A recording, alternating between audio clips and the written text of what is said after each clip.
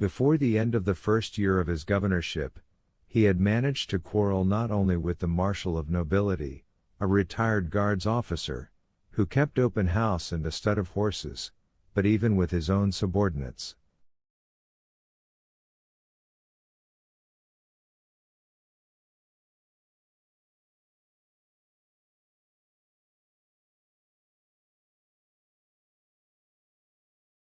The resulting feuds at length grew to such proportions that the ministry in Petersburg found it necessary to send a trusted official with a commission to investigate everything on the spot.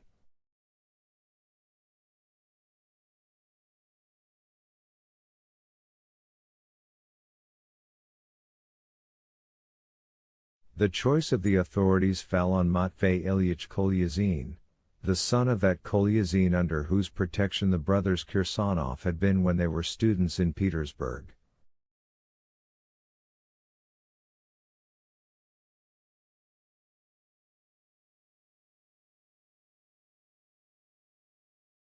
He was also a young man, that is to say, he was only just over 40, but he was well on the way to becoming a statesman and already wore 2 stars on his breast. Admittedly, one of them was a foreign star and not of the first magnitude.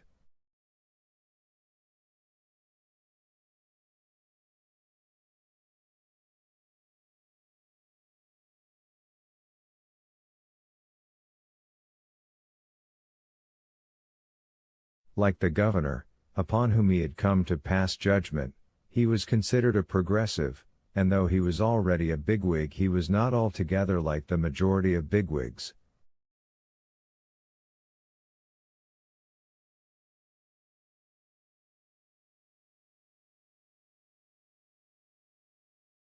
Of himself he had the highest opinion, his vanity knew no bounds, but his manners were simple, he had a friendly face, he listened indulgently and laughed so good-naturedly that on first acquaintance he might even have been taken for a jolly good fellow.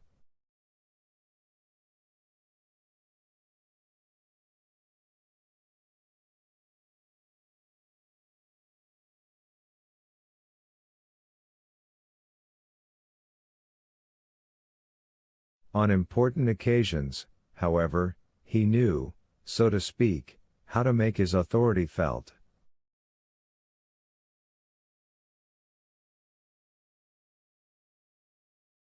Energy is essential, he used to say then, l'énergie est la première qualité d'un homme d'état. Yet in spite of all that, he was habitually cheated, and any thoroughly experienced official could twist him round his finger.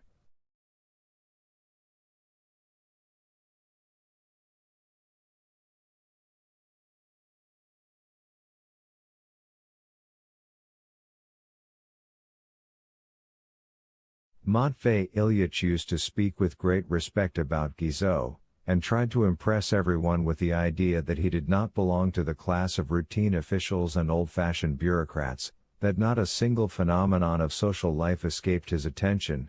He was quite at home with phrases of the latter kind.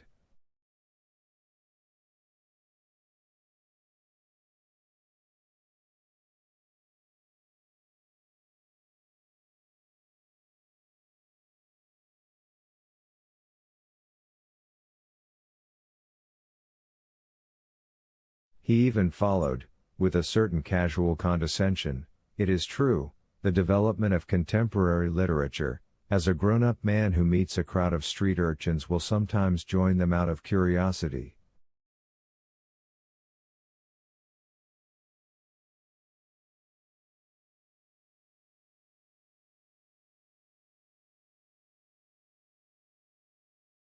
In reality, Matvei Ilyich had not got much further than those politicians of the time of Alexander I, who used to prepare for an evening party at Madame Sfacin's by reading a page of Condillac, only his methods were different and more modern.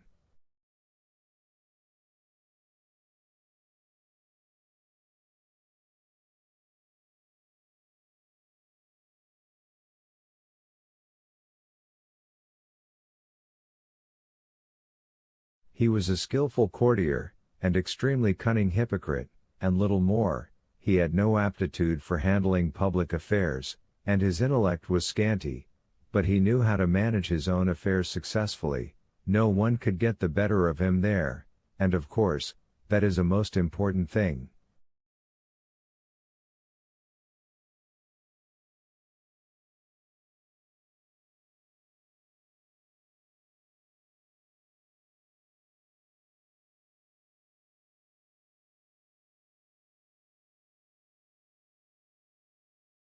Matvei Ilyich received Arkady with the amiability, or should we say playfulness, characteristic of the enlightened higher official.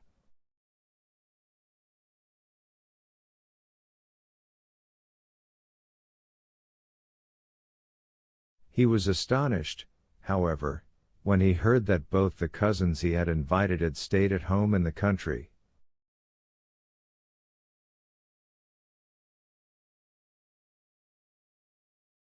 "Your father was always a queer fellow," he remarked, playing with the tassels of his magnificent velvet dressing gown, and turning suddenly to a young official in a faultlessly buttoned-up uniform, he shouted with an air of concern.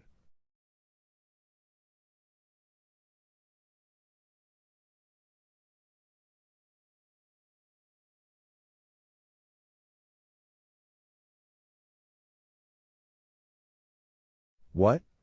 The young man, whose lips were almost glued together from prolonged silence, came forward and looked in perplexity at his chief.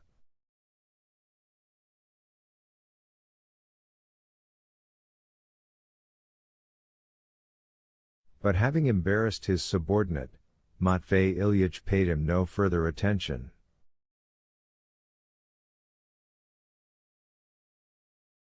Our higher officials are fond of upsetting their subordinates, and they resort to quite varied means of achieving that end.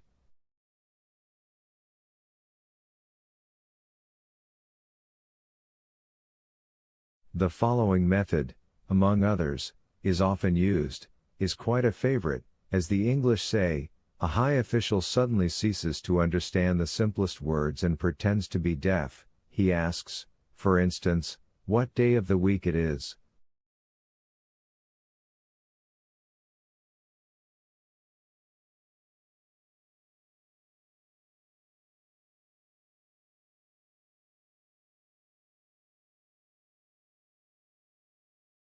He is respectfully informed. Today's Friday, Your Excellency. Eh? What? What's that? What do you say? The great man repeats with strained attention. Today's Friday, Your Excellency. Eh? What? What's Friday? What Friday? Friday, Your Excellency, the day of the week.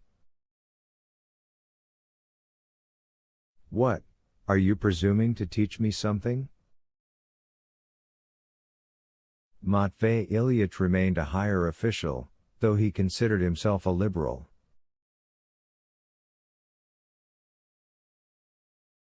I advise you, my dear boy, to go and call on the governor, he said to Arkady. You understand, I don't advise you to do so on account of any old-fashioned ideas about the necessity of paying respect to the authorities, but simply because the governor is a decent fellow. Besides, you probably want to get to know the society here. You're not a bear, I hope?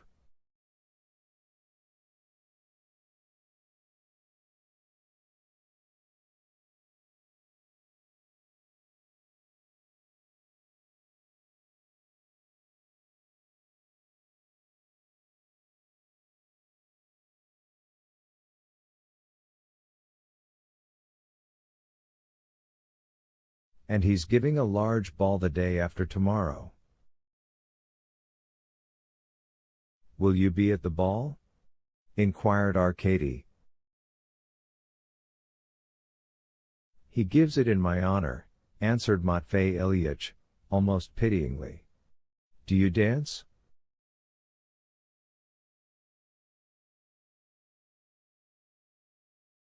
Yes, I dance, but not well. That's a pity. There are pretty women here, and it's a shame for a young man not to dance. Of course, I don't say that because of any old conventions. I would never suggest that a man's wit lies in his feet, but Byronism has become ridiculous, il a fait son temps.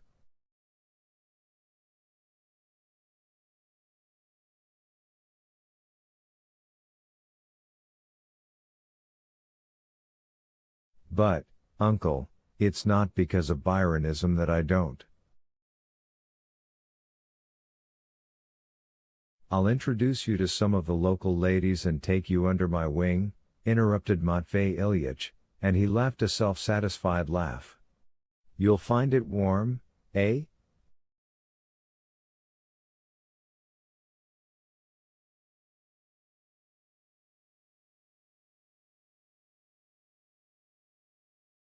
A servant entered and announced the arrival of the superintendent of government institutions, an old man with tender eyes and deep lines round his mouth, who was extremely fond of nature, especially on summer days, when, to use his words, every little busy bee takes a little bribe from every little flower.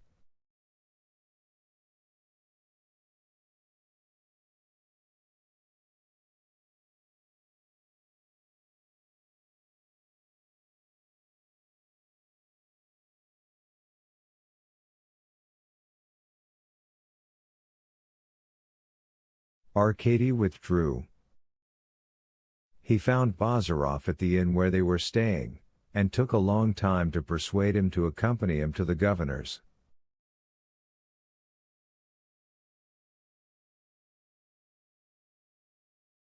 Well, it can't be helped, said Bazarov at last. It's no good doing things by halves.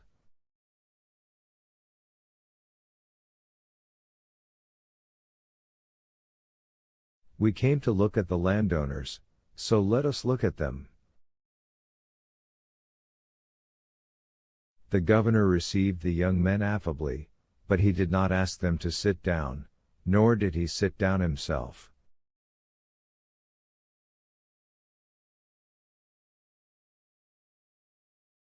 He was perpetually fussing and hurrying. Every morning he put on a tight uniform and an extremely stiff cravat. He never ate or drank enough, he could never stop making arrangements.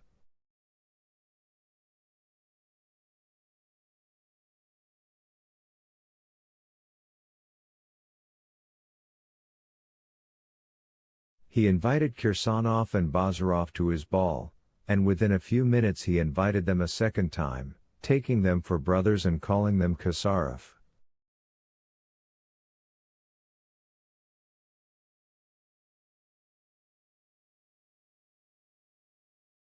They were on their way back from the governor's, when suddenly a short man in Slav national dress jumped out of a passing carriage and crying.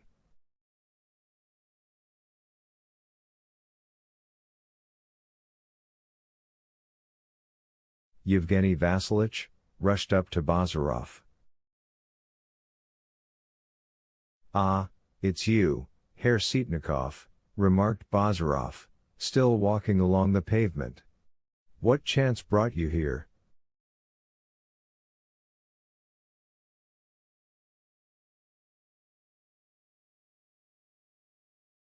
Just fancy, quite by accident, the man replied, and returning to the carriage, he waved his arms several times and shouted, "Follow, follow us."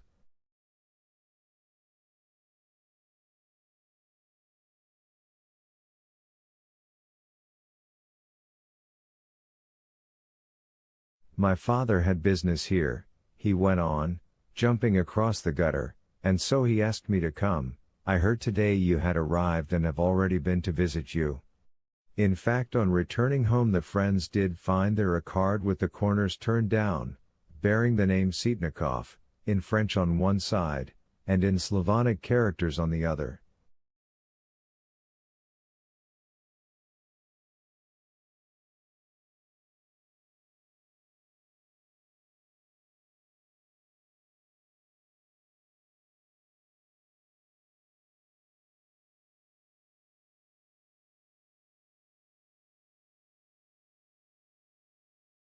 I hope you are not coming from the governor's. It's no use hoping. We've come straight from him. Ah, in that case I will call on him, too. Yevgeny Vasilich, introduce me to the.